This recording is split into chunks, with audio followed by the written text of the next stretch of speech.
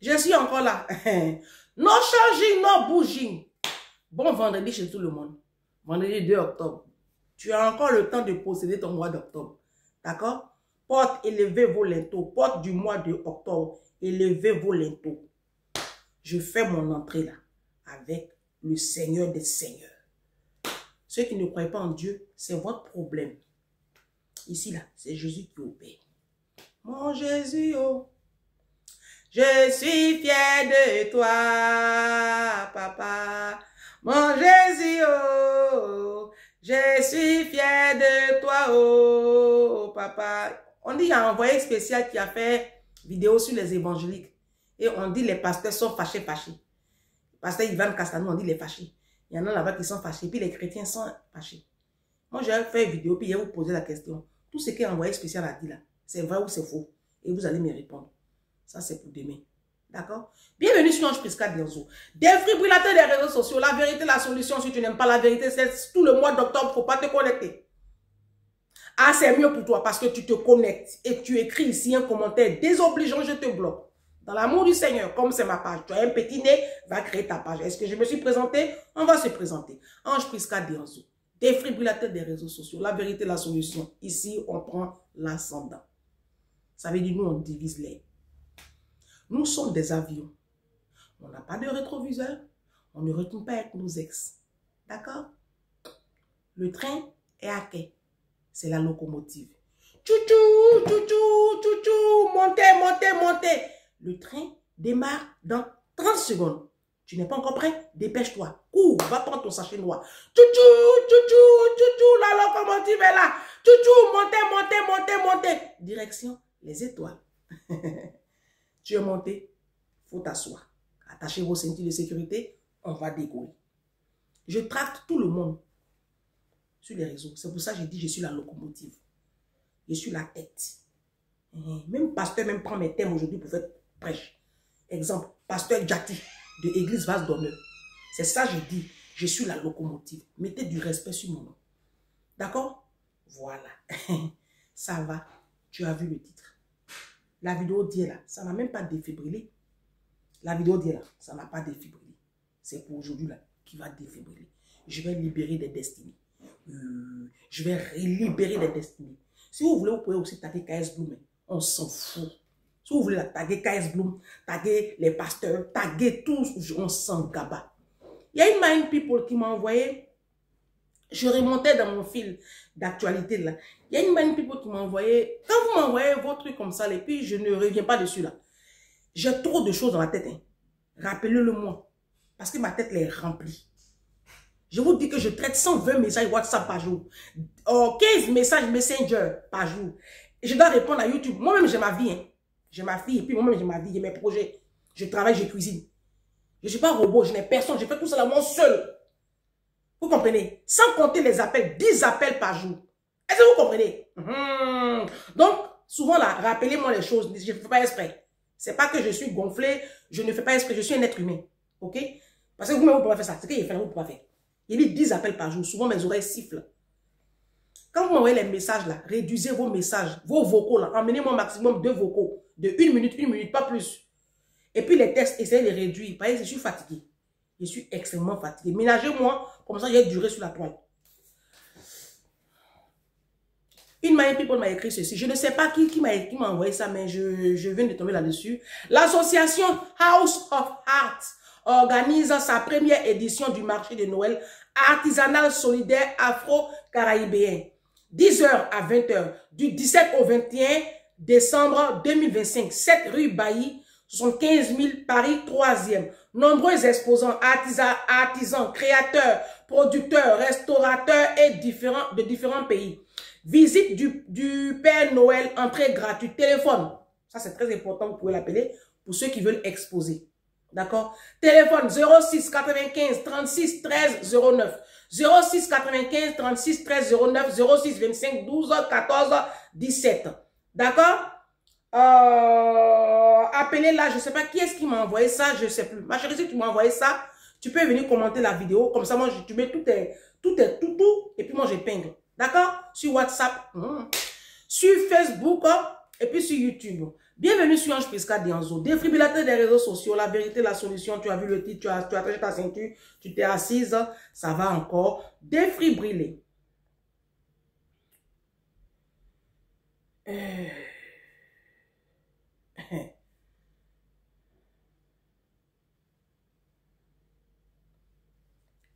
Séparation de biens. C'est une femme. Hein? Elle a fait publier son message sur une page très suivie. Le contenu est destiné à son compagnon Julien. Je me présente, je suis Daniela, une femme d'affaires camerounaise de 35 ans, mère d'une fille de 10 ans, dont le père est malheureusement décédé en guerre depuis 3 ans. Je partage ma vie.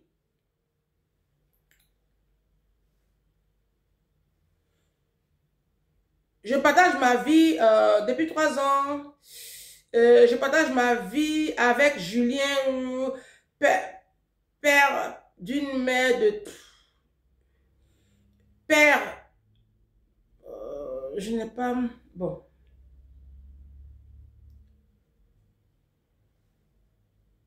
Comment j'ai pris les photos là?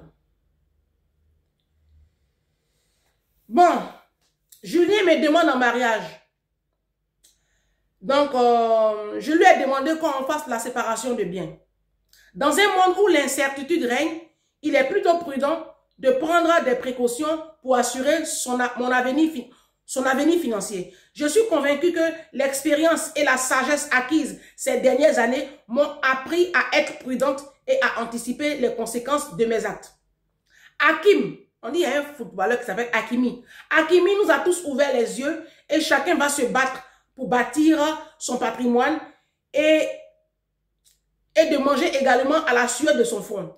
Julien, si tu vois que tu ne peux pas faire un contrat de mariage avec séparation de biens avec moi, alors libre à toi de t'en aller. Je ne te force pas. En effet, depuis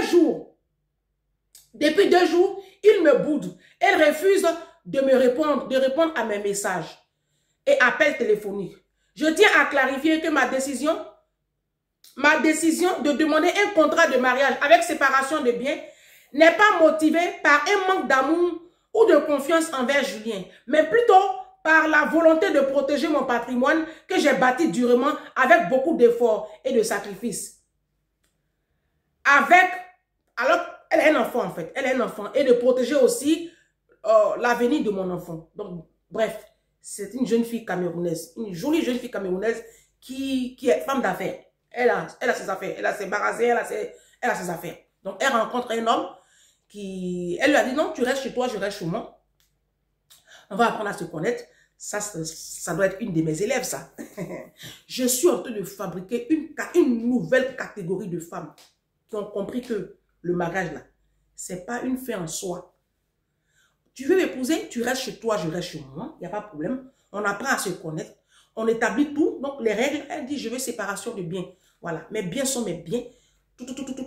Voilà. Et puis, quand c'est comme ça, là, il ne veut plus. Il ne veut plus. Donc, lui, il venait par rapport à lui, elle, c'est bien. Ah, bah non. Ma copine, avec laquelle j'ai mangé hier, j'ai mangé avant-hier à la Tour Eiffel. Son premier compagnon. Son tout premier compagnon. Ils ont eu 3 enfants ensemble. Mariage. Avant de se marier avec lui, c'est un Ivoirien. Parce qu'elle est ivoiro-française. Avant de se marier avec lui, elle avait pris un avocat. Non, il dit ma copine, c'est une autre dimension. Elle a pris un avocat.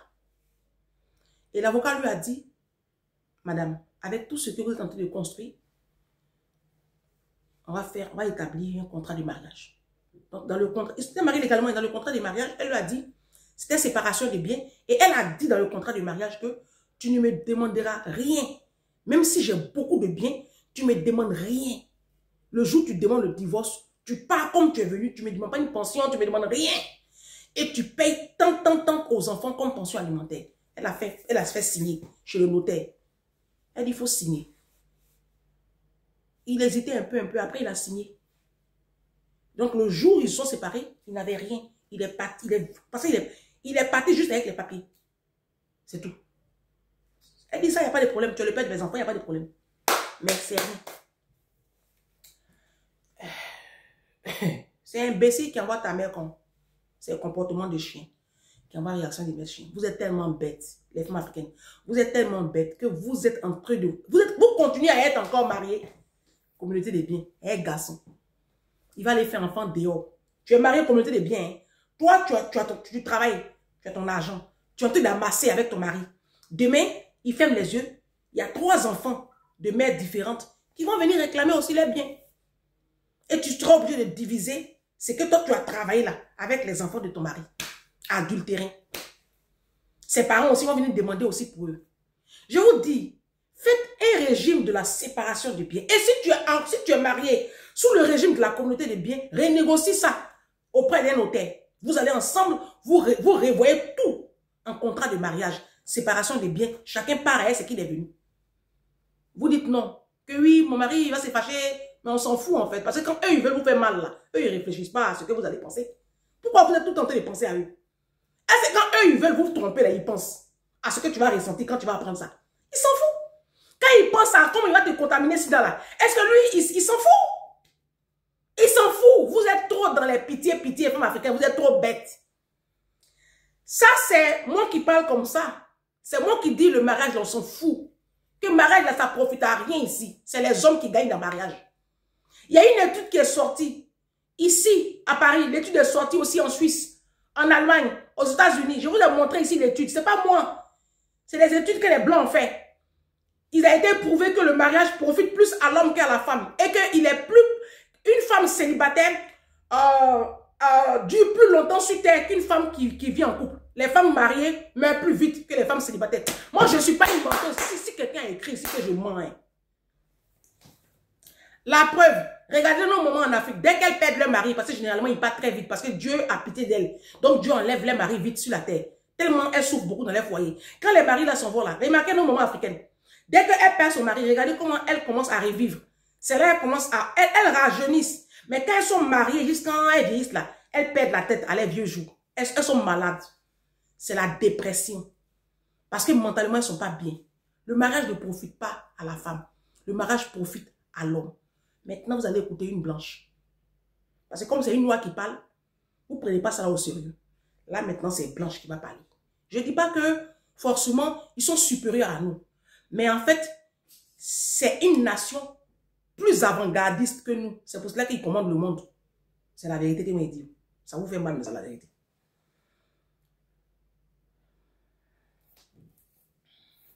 Et coucou. Alors, je vais donc répondre à ton commentaire. Ça, c'est ma grande sœur Julie Déanzo qui m'a envoyé cette vidéo-là. Oh. Parce que Julie Déanzo, vous savez que c'est elle que je travaille. C'est mon nom qui est à deux. Le mariage, non mais sérieusement, c'est l'arnaque du siècle pour les femmes. On nous a lavé le cerveau depuis qu'on est petite, le conte de fées, la robe blanche, la cérémonie. Comme si toute notre vie devait se résumer à ce fameux jour où un homme nous dit oui. Et tu veux la vérité, le mariage ça profite surtout aux hommes. Parce que regarde bien, qui prend le nom de l'autre? Toi. Qui met en risque et péril son corps quand on a des enfants? C'est toi. Qui met sa carrière entre parenthèses pour s'occuper de la maison et des gosses? C'est encore toi. Et lui, il avance dans sa carrière et en prime, il a une femme à la maison qui joue aux assistantes, aux mamans, la cuisinière, l'infirmière, la sex friend et tout dans le même package. On nous a vendu le mariage comme une preuve d'amour, mais soyons honnêtes. C'est pas de l'amour, c'est un contrat qui désavantage les femmes, la preuve. Voir les chiffres des divorces. La plupart des femmes sortent de là appauvries, fragilisées, complètement vidées, et les hommes dans tout ça, ils ressortent avec encore plus de confort, plus de liberté et ils se recasent en 2-2. Toi, tu galères avec les enfants et lui, il vit sa meilleure vie de célibataire. Et ce qui est vicieux, c'est la pression sociale derrière. Une femme mariée, ça vaut plus qu'une femme célibataire. Comme si ta valeur et ton statut dépendaient d'un mec qui t'a mis la bague au doigt. Mais attention, si tu divorces, là tu deviens la pauvre femme, celle qui a échoué. Échouer à quoi? À être enfermée dans un système qui t'exploite? Parce que soyons clairs, le mariage pour une femme, c'est rarement un gain.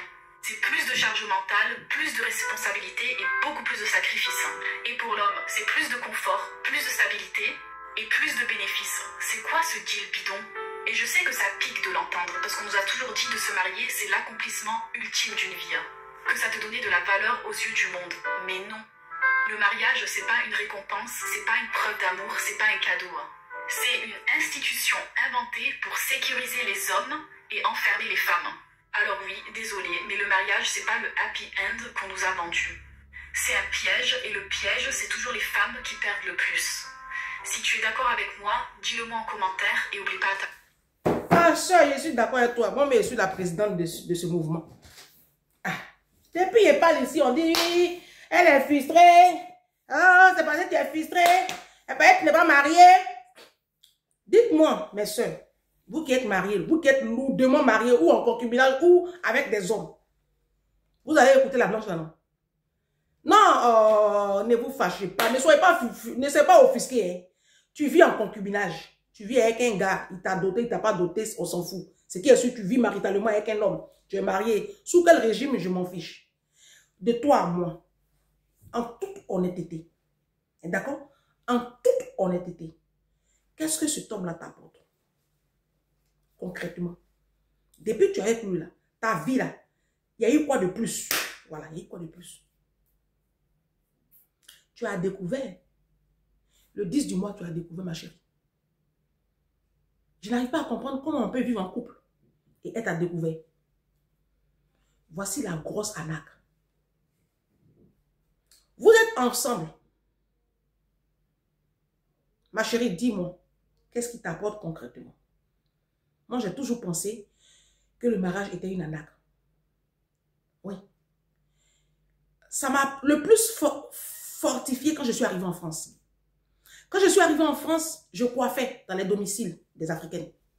Elles étaient pratiquement toutes en couple. Toutes mariées, mes tatas, mes mamans. Elles me suivent. J'ai dit, mais mince. Je fais la garde d'enfants. Je vois à quel point nos patronnes blanches là sont épanouies. Et puis je regarde dans la communauté africaine. Je vois à quel point les femmes africaines sont malheureuses. J'ai dit, mais... Il y a une tata que je coiffais à Grigny. Elle va se reconnaître. Une tata bêtée. Elle avait beaucoup d'enfants comme ça. Son mari était dans la sécurité. Elle faisait la garde d'enfants. Et avec le ménage. Elle gagnait plus que son mari. Très courageuse femme. Et devant moi, hein, il vient là. Il prend sa carte bleue pour sortir le week-end. Je la coiffais le samedi. Devant moi, il prend la carte bleue de sa femme. Il va mettre le carburant. Et puis il va aller vivre sa best life. Il va rentrer vers 2h, 3h du matin. Il était 11h comme ça. Et chaque fois, il faisait ça. Et un jour, je viens la coiffer. Et puis, je vendais les mèches. Elle me sort des mèches vieillottes là. De vieilles mèches crasseuses là. Il dit, tata, ça là, ma main ne peut pas toucher ça. Hein. C'est trop sale. Voici une mèche, je vends. 15 €, 15 €. Il faut payer. Ça fait 2 paquets, ça fait 30 €. Elle dit, ah, c'est trop cher. Il dit, j'ai pété un câble. Quand elle m'a sorti, c'est trop cher, j'ai pété un câble. Elle va se reconnaître, ma tata. Et tata, pour tout le respect que je te dois, hein, je trouve que tu es vraiment une misère morale. Toi, tu donnes ta carte bleue à garçon. Ton mari qui a pin coupé là, toi, tu lui donnes ta carte bleue. Et puis, tu n'as pas 30 € pour acheter mèche, pour te faire propre. Et à ta cuisine, j'ai commencé à péter un câble. Et regarde l'état de la chambre de tes enfants. Regarde comment tes enfants sont habillés. Regarde ton salon, ta maison sent. Et à ta cuisine. Regarde tes dents. Regarde comment tu es sale. J'ai pété un câble. Elle a fait comme ça. Ma fille. Toi et moi, on avait un problème ensemble. J'ai dit oui, tata. Et t'es guetté. On a un problème ensemble. Je suis venue te délivrer. Et ça lui a fait un électrochoc.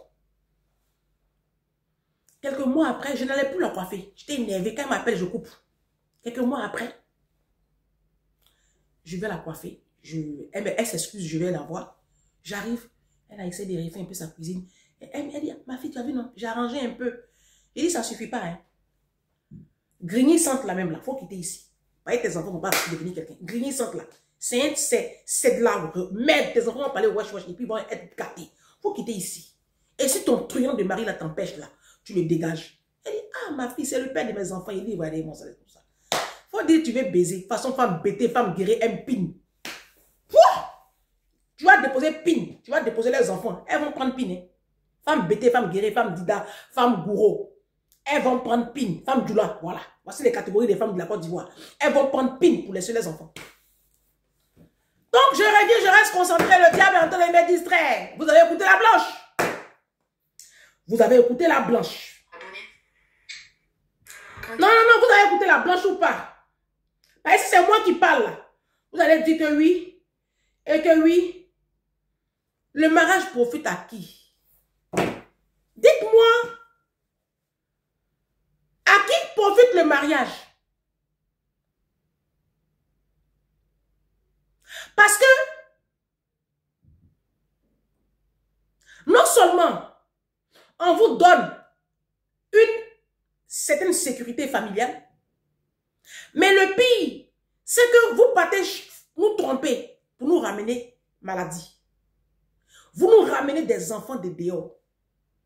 Les mamans africaines, elles vont se reconnaître, celles qui sont en Afrique là, les maris ont enfants dehors, enfants la même bien à la maison.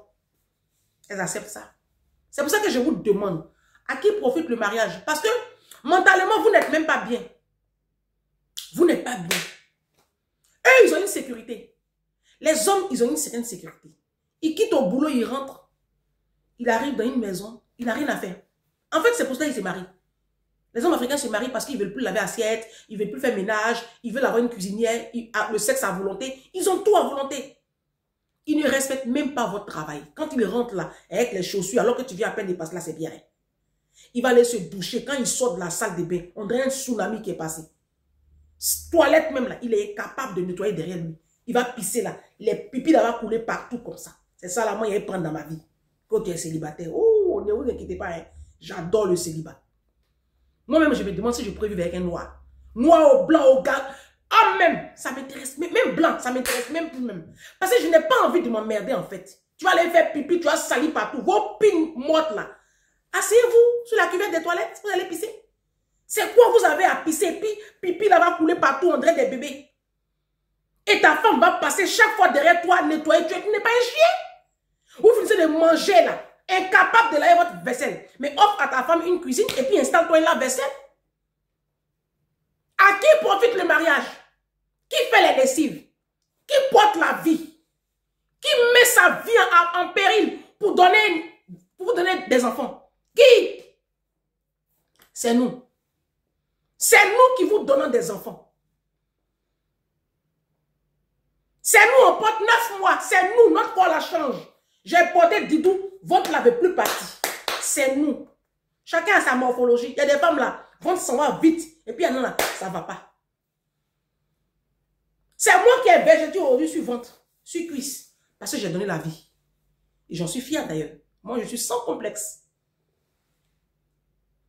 Pendant ce temps-là, vos corps sont nickel. Hein? À qui profite le mariage? Mariage, c'est une arnaque. Surtout mariage de noir. Alors là, je rajoute même dessus. Mariage de noir. Ça, c'est la plus grosse arnaque du siècle. Après la dîme. Mariage, c'est une arnaque. Parce que je ne sais pas, ça m'apporte quoi en fait? Je me marie aujourd'hui là, je gagne quoi? C'est pas comme si tu vas me mettre dans une grosse maison à 3 niveaux. C'est pas comme si tu vas me faire voyager à travers le monde. C'est pas comme si ma fille va fréquenter une école à 40 000 € l'année. C'est pas comme si tu vas m'offrir des biens à perte de vue. Rien. Je passe ma vie à cuisiner et à faire manger pour les enfants. C'est moi qui vais faire les lessives. Je vais plier le linge. Je vais laver ici. Moi, je suis maniaque. Donc, pour moi-même, ce sera encore plus dur. Parce que moi, la saleté, je ne suis pas. Quand je me lève comme ça le matin, pour me vendre, on m'a électrocuté. Dès que je vois une trace, même sur mon mur, là, je vais prendre mon pot de pinceau. Là. J'ai un pot de peinture ici, un pinceau. On dirait quelqu'un qui est malade. Parce que moi, je ne supporte pas maison où il y a trace sur les murs. Même mes interrupteurs, là, je lave. Tous les samedis matin, je prends lingette, javel, puis je lave mes prises, mes interrupteurs. Je suis maniaque. Je ne supporte pas saleté. Ce n'est pas de ma faute. Même mon lave-vaisselle, je lave. Même mon lave-linge, je nettoie. Je n'aime pas lave-linge où tu ouvres, puis tout est crasseux là. Je ne supporte pas saleté. Ma salle de bain, André, appartement témoin. Je passe mon temps à laver. Donc, si moi-même, je prends un homme pour mettre dans ma vie, c'est foutu. Ça y est, ma fatigue même va me dépasser quand il y a une folle. Parce que les hommes, c'est des animaux, en fait. À qui profite le mariage?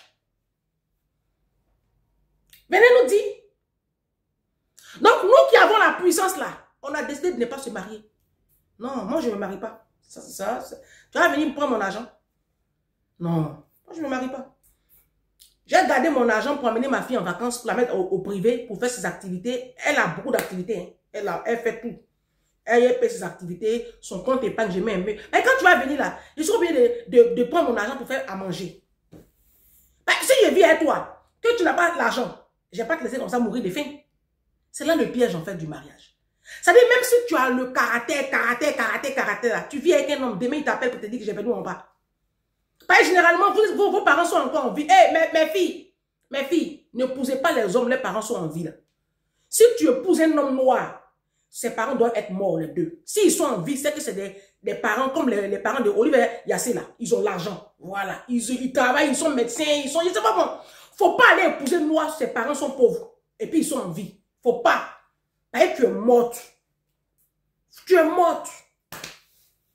Et puis il faut bien demander s'il a des frères et des soeurs. Et puis il faut demander ce que ses frères et ses soeurs font. Dès qu'il dit que c'est... Si tu entends... Ah, mon frère, il est un misérable petit policier à Douala ou à Abidjan ou un petit instituteur. C'est pas la peine de l'épouser. Hein.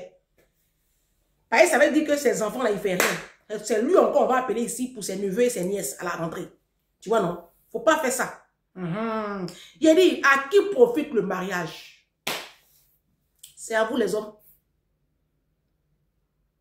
C'est à vous les hommes que le mariage profite. Nous, ça ne nous profite en rien. Bon. Cette catégorie de femmes à laquelle j'appartiens, pas les dépendantes affectives, les bêtes femmes là, qui sont là, mariage. Elles, ça leur profite parce qu'elles veulent avoir la bague. Et puis, on va les appeler Madame Kwasi, Madame Thio, Madame Clouel. Donc, peut-être qu'elles, ça leur profite. Moi, le nom même de Madame, je m'en fous du nom même de quelqu'un. Et puis, en plus, vous avez des noms qui n'ouvrent même pas les portes. Ça n'ouvre aucune porte. Ma patronne du 10e là, elle ne porte pas le nom de son mari. Elle a gardé le nom de son père, parce que le nom de son père, là, ça lui ouvre toutes les portes. Donc, elle ne porte pas le nom de son mari. Vous portez des noms qui ne peuvent même pas vous ouvrir les portes. Et puis vous tapez la poitrine. Je m'appelle Madame Dibé, je m'appelle Madame ceci. Mais, et puis quoi? Tu arrives à l'aéroport, tu arrives quelque part, tu dis Madame. On ne sait pas de qui tu parles. Si au moins tu dis je m'appelle Madame Obama. Hey, il y a les noms là, quand tu dis là, on dit hey! Tu vois non? Mais tu portes un nom qui n'ouvre aucune porte. Tes enfants, même ça ne peut même pas leur ouvrir une porte. Pourquoi tu as couru maintenant derrière ça? Des noms de misère. Hein? À qui profite le mariage? Venez répondre les hommes. On a fait un live là. Il y a un homme qui a dit le mariage profite à celui qui sait le mieux se protéger. Vous vous rappelez? Faites séparation des biens, mes soeurs. Faites contrat de mariage en bonne et due forme. Séparez vos biens. Surtout vous, les femmes de la diaspora. Surtout vous. Ah, surtout vous, hein. Et arrêtez d'entretenir les hommes. Laissez les hommes là être des hommes. Un homme, ça reste un homme. Il n'a qu'à payer loyer. Il n'a qu'à payer facture. Et puis le reste là, vous allez diviser.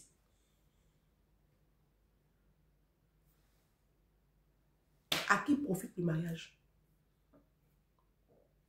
Et arrêtez de faire les enfants là, pia, comme des chiens. Il faut faire le nombre d'enfants que toi seul tu peux gérer le jour où il n'est pas là.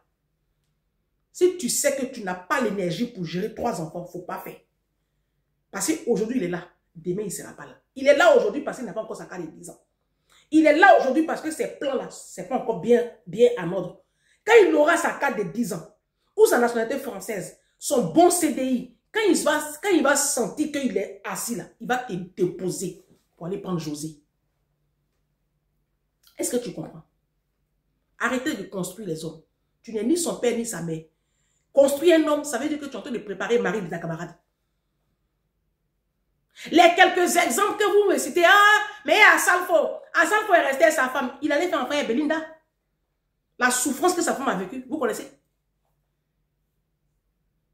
L'infidélité là. On fait comme si on pardonne, mais on n'oublie pas. Et ça nous ronge de l'intérieur.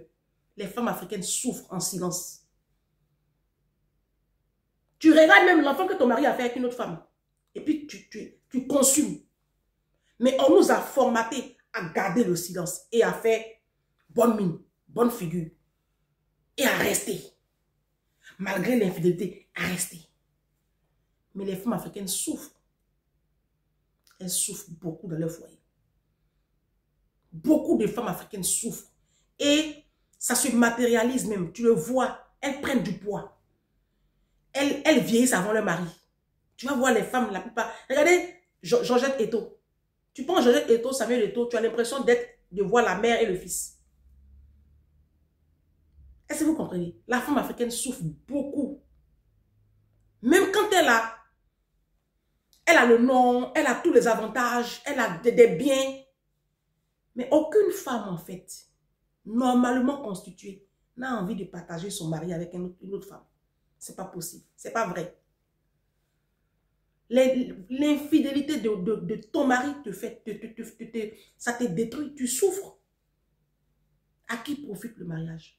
Demain, il y a un divorce là. Eux, ils se marient en 2 secondes. On a vu c'est un pasteur Maslow, Nassi. Demain, tu accumules. Et puis, on parle des coups, des femmes qui tombent sous le coup de leur conjoint. Mais ça, c'est ce que vous voyez. Mais la santé mentale tue plus que les coups.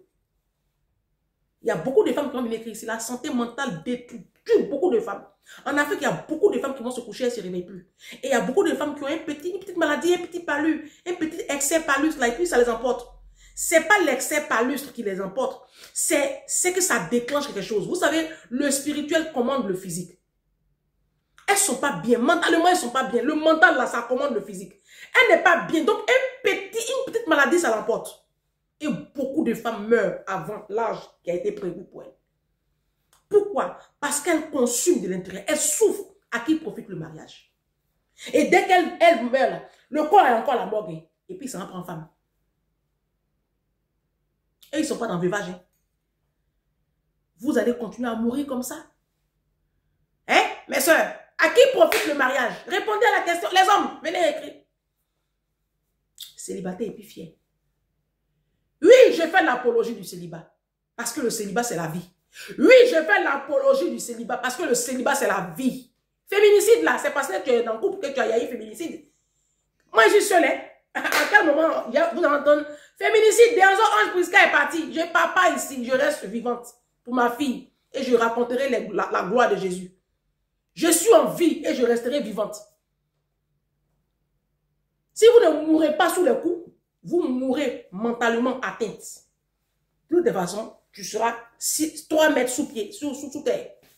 Parce que tu as décidé de porter le nom d'un homme. Le mariage, c'est la mort. Le mariage d'aujourd'hui, c'est la mort. C'est le célibat qui est la vie. Moi, j'ai décidé de vivre. Donc, j'ai décidé de rester célibataire. Allez dire ça à KSB. Allez dire ça à Pasteur Mauvais Sanogo. Allez dire ça à tous les pasteurs. Ils m'en fichent. Célibat là, c'est la vie.